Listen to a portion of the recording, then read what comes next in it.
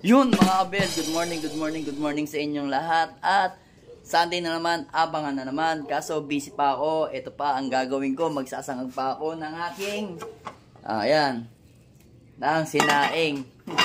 Meron na naman doon, kalahati ngayon. Itong isang buo na to, sasangagin ko muna bago ako mag-abang. Kasi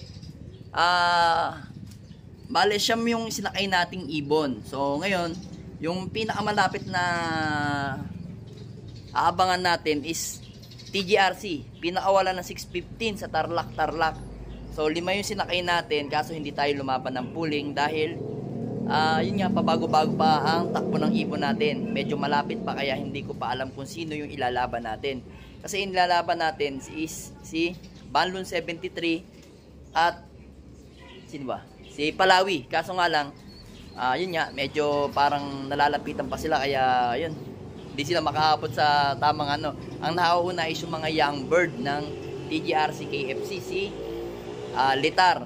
So yun, Tarlac is pinakawalan na 615. Then dito naman sa pare na San Fernando La Union is 6:30. Oy, 6:30 ng umaga, 6:30 AM San Fernando La Union. Then dito naman, bala na namin yon, third lap namin ng pare. Then sa PUF naman, second lap is Santa Fe naman kami. Nirelease naman ng ibon is 7:10 ng umaga. So yun, possible ngayon meron ng uuwing mga ibon galing sa Tarlac ng TGRC. Kaya so habang nagsasangag ako doon, papairamdaman ko na lang kung meron lalapag dito. Yun, para hindi tayo magurdo sa pagluluto. So tara, samahan nyo ako mag-abang mga abiel.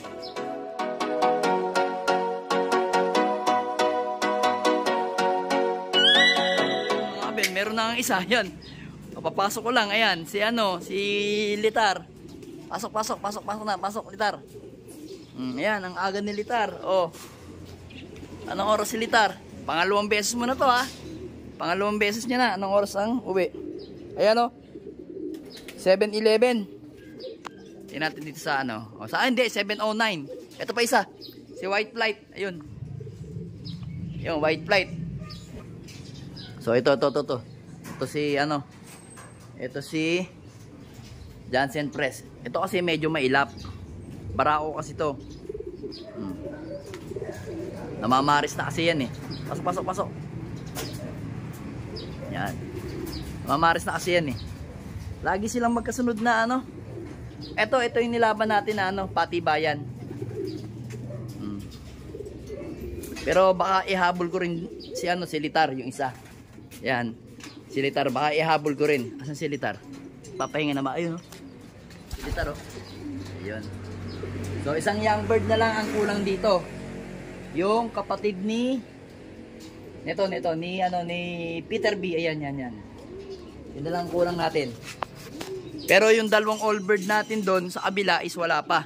Si Banlun 73 at saka si Palawi. Yun ang wala pa dito. Yan, naka-ready na yung ating mga young bird. So ito mga abel, ito na si Banlun 73. O, pasok na. Yun, Pasok. Uy, pasok na. So ito na mga abel, si Palawi. Pasok na, Palawi. Hindi ka pupunta dyan. Wala yung asawa mo.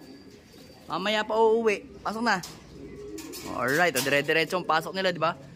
So ito mga abel, ito na si Peter Bihen. Yan, mabagal lang, pero at least kompleto na young bird natin. So yun mga abel, PUF naman yung inaabangan natin. Ngayon may nagpa-speed na ng 1.3 doon sa Arayat. So dito sa San Simon, congrats nga pala sa'yo, dental loop. So yun, speed siya ng 1.310 ata o 1.320. Yung taga-Arayat 1.330. So yung ibon naman natin is hindi naman natin i-expect na ganun kabilis. Basta mag-clock lang, okay lang sa akin. Kasi sa tutuusin lang talaga, yung Peter B Cap na blue bar at saka si red pepper hindi ganun katulad, kumbaga consistent lang. So syempre, eto, mag-aabang-abang tayo. Kaso nga lang, nagpalipad yung kapitbahay natin. Aray ko, marami. Sa bagay, hindi na sila sasama siguro pagka kasi Sa bagay malapit eh. Santa Fe pa lang eh. Ito na, isa natin ibon. Peter B. Ano na, pasok na. Pasok na. Pasok. Yun, dire-diretso. Baka muna natin mga abel, si Peter B. Yun, alright. So yun mga abel, naklak na natin yung ibon natin, Peter B. Ayan, 1144 ang speed niya. So, milya-milya nga yung iniwan sa kanya ng mga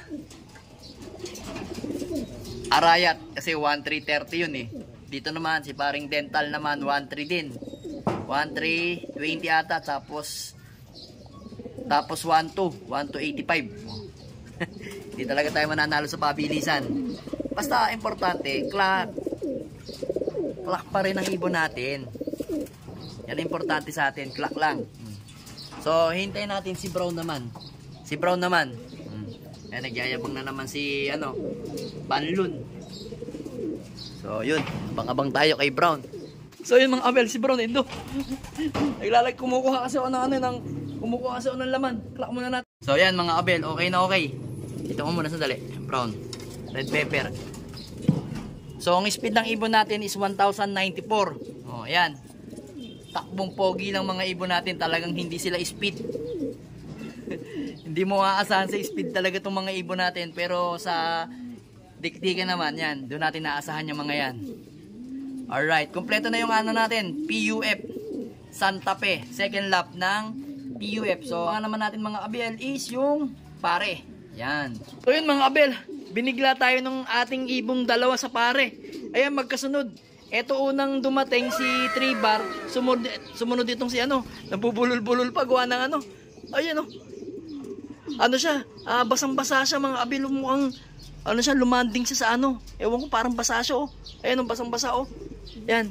Mukhang lumanding siya sa tubig. Nako, Diyos ko. Huwag naman sana Pero hindi pa siya nakakainom. Parang lang, konti lang Lumanding siya sa may tubig. Tapos ito, ang speed nito mga abel is 1109. Yung isa naman, saktong 11. Ay, nabigla ako sa dalawa. Kasi nag-uusap kami ng anak ko dito. Nag-uusap kami sa may upuan. Bigla siyang bumagsak na lang. Pagbagsak nito, ikinaklak ko siya. Tapos biglang dumating naman to, yung isa. Ayan. Halos magkasabay lang silang dalawa. Galing yan sa San Fernando La Union.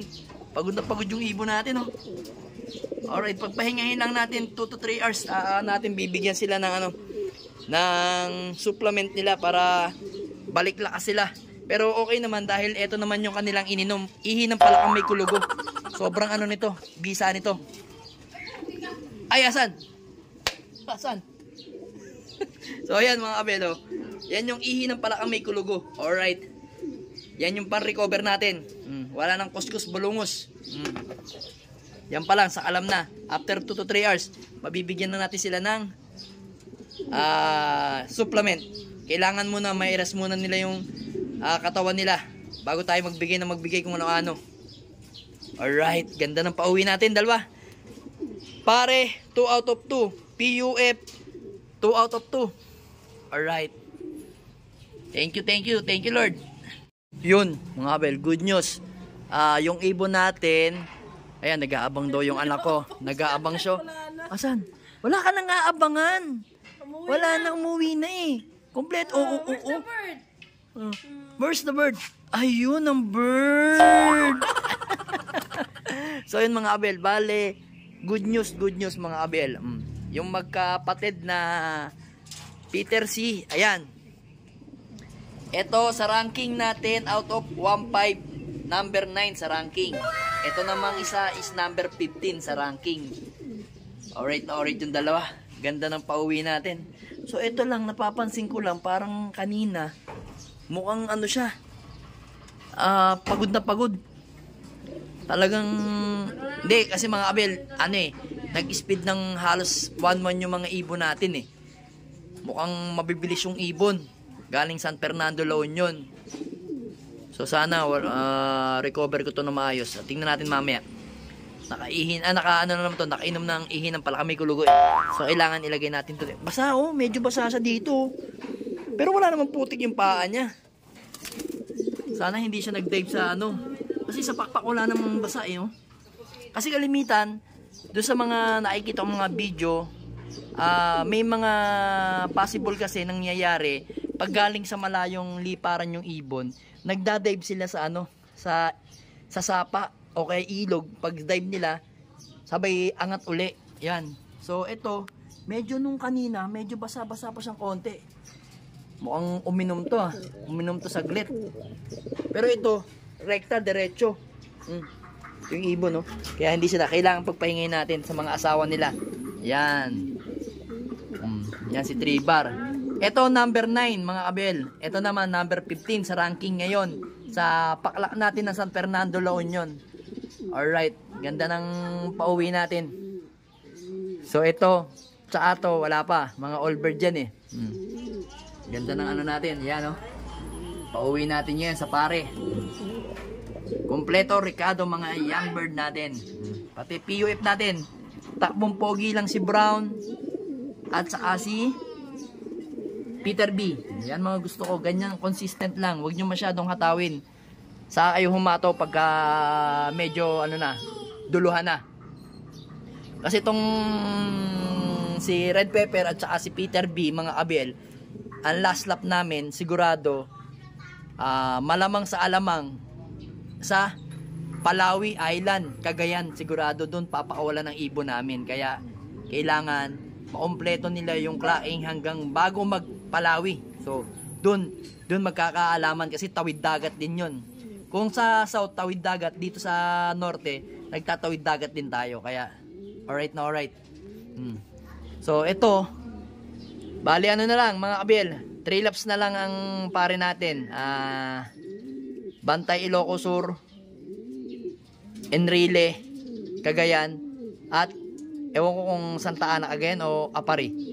Ay, Santa Ana pala, Santa Ana Cagayan. So 3 na lang.